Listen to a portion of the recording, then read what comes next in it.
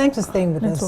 So before I come to you, Tokwe, there was a word that while you guys were talking earlier, kept coming to me, and I was trying to get the definition of the word dignity. Dignity is an inherent quality of all human beings, irrespective of their financial situation.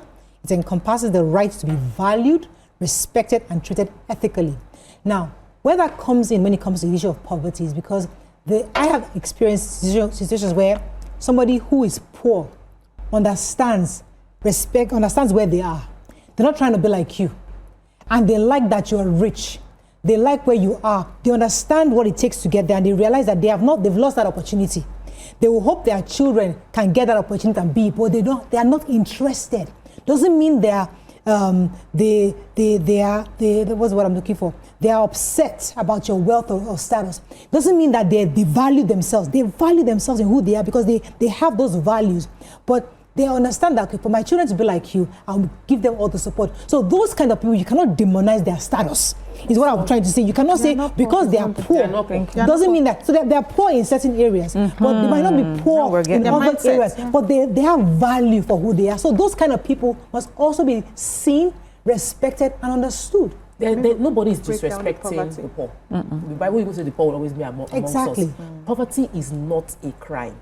It's not. It's just a situation that can be addressed. Yes. It's a situation that can be dealt with. And even though I said on a global scale, the wealthiest people in the world globally did not come from poverty. They came from middle class, thereabouts.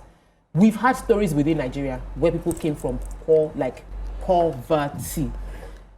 I lived under the bridge for a year. I was squatting in the office because Chari's story rings very clear in the mind. Yeah. And if we want to study how people escape from poverty, it is if you want to raise people from poverty, you need to study how they left it.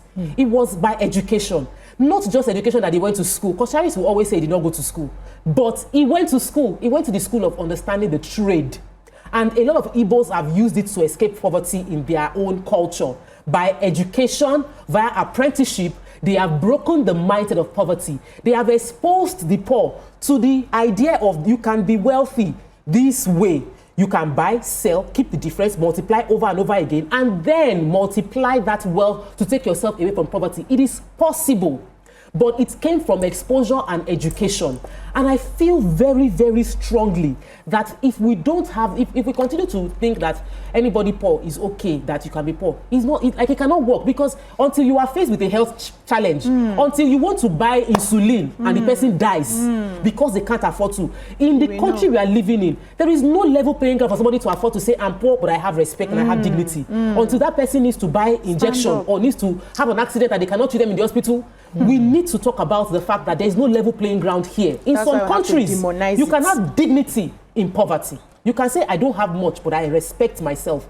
I have enough to eat, to drink. I can get food stamps when I need it. But in Nigeria, there's no food stamp, there's no healthcare. The education self, you will still need to pay a little bit to get the free education that is public.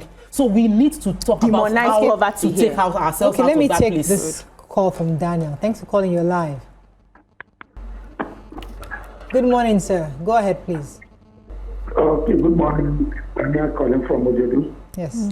Welcome to the show. Go ahead. All right. What I want to contribute to what you are discussing is that I disagree with forgetting a name that said that poverty will limit someone or blind some things, No. To me, the definition of poverty is not somebody that does not have money. Okay. But somebody that has limited himself because of the situation he found himself is a pauper. Instead of being extremely poor. That's the way I see poverty. Okay. You limit yourself because of the situation you find yourself. I've seen somebody that came to beg somebody for money, and the woman looked at her. The woman said, "See, take this 1,000 naira. Use it to start anything." And that boy used that money to go and begin to sell pure water. I'm telling you, that boy now is an employer of labor. One thing that is causing many of these people is that, one, they don't have patience, and two, they don't want to persevere and endure the hard things that comes their way. We have seen some rich people that have children that live well for them, and they squander it. Even Jesus said it in the Bible, like the prodigal son. He squandered it.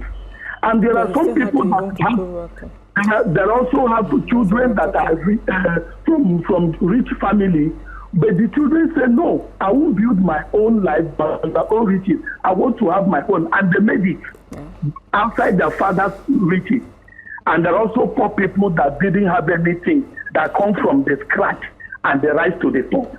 So everything depends on the mindset of the person. Okay. Yeah, I agree. That's it. Thank you very much. Can we have a little definition so that we are guided? I know Nigerians, we have a way of defining our own English language. Yes. So the meaning of poverty is state of being extremely poor. Now the meaning of poor is lacking sufficient money to live at a standard considered comfortable or normal in a society, and that is what should be demonized in a world that is full of abundance. So a world where you can achieve it if you can only see it and believe and work towards it. That's the world that we live in. There's no time you go into the river that you do not see fishes. You would always see fishes. There's no time they've been sand filling, you're taking sand from one point or the other. We've not heard that we have run out of sand. In fact, there are some places in this same world where we are beginning to find new mineral resources. So we live in an abundant world. And so it should be a crime if you cannot even have something that can sustain you in life. And that is where everybody needs to work together. How do we make it easy for people to be able to get to that level where at least the basics are sorted? We sit down here, we say we are not doing a lot of research in this part of the world because everybody's hungry. Obodo Ibo now, I can choose to, I just like that ant. And I want to study that ant. And I will dedicate 20 years of my life studying that ant. Do you know why I can do that? Because I know that when I need food, there's food. I know that when I want to go to point A, point B, there is. Let me try studying ants here now, leave every other thing I want to do if hunger will not finish me.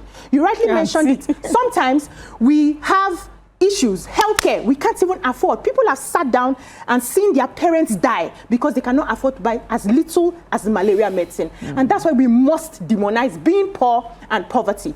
We can have the basics, everybody almost middle class, standard of living, quality education here and there. Then that's where we now see people who actually have the drive to do businesses, people who have the drive to succeed in different ways, pick it up and go. Not everybody will be wealthy. Not everybody would be superstars. Not everybody would be privileged. Not everybody, all fingers are not equal. But if we have that standard of living that goes around, that everybody can claim that little dignity that Mariah talked about, things will be a lot easier, and that's how we can develop our nation. So poverty, I repeat, is a crime. I was just, even our last caller, I was going to say, when he talked about the prodigal son who squandered his wealth, he still had the rich daddy to go back to. So that's the difference about this NEPO that we're talking about. True. You still have somewhere, there's still a safety net, but there is absolute poverty, definitely, where it's just, you have nothing. Zero. But I think also a lot of us are discussing relative poverty. So it is relative in comparison to like the average income everybody around you has. You know, is that, yes, I'm able to eat at least once a day, but I cannot pay fees. Or I'm able to, I have a job, but it does not really take me home. I can't pay rent, you know, every time I'm being thrown out. So that's another kind of poverty. But in that sort of poverty, it's not absolute in the sense that there's some things that you have, some skills that you have that takes you, you know, and encourages you to push, you know, from day to day. And a lot of people have been able to pick themselves, I won't say pick themselves up, by sheer grit or chance, you know, coming together, they're able to take themselves from that situation into a new situation. And that is why the story of grace to grass is always a big story. Like, we know how difficult it is to be able to rise from this sort of condition, and you did it. That's why we bring them out, we highlight their stories, and we highlight their stories to encourage others in that situation, knowing how difficult it is, but then just hoping that this story will give someone hope. Okay, so let me go on the break, because I like us, we've talked quite a bit on poverty part, but I like us to touch on this issue of, does being born in a privileged society really guarantee that you'll be wealthy? Okay. Let's go on a short break, we'll be right back.